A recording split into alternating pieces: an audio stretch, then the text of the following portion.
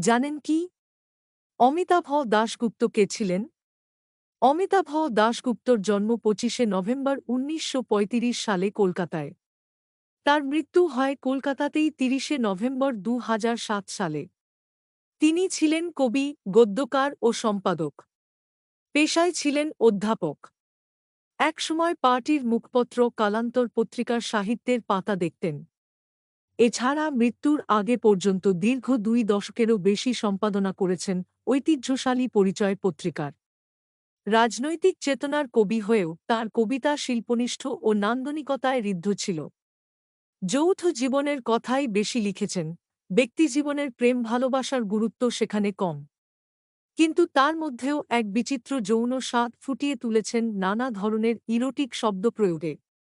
প্রগাঢ় পৌরুষসম্পন্ন কবিতা তাঁর, তীব্র লিবিডোর অকুণ্ঠ প্রকাশ সেখানে।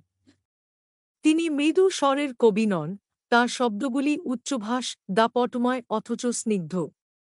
অনেকে জানেনই না যে তরুণ বয়সে তিনি সিবি লিগে প্রথম ডিভিশনে ক্রিকেট খেলেছেন। বাঁ হাতে স্পিন বোলিং করতেন। কাব্যগ্রন্থ, মৃত শিশুদের জন্য টফি, বারুদ বালিকা ইত্যাদি।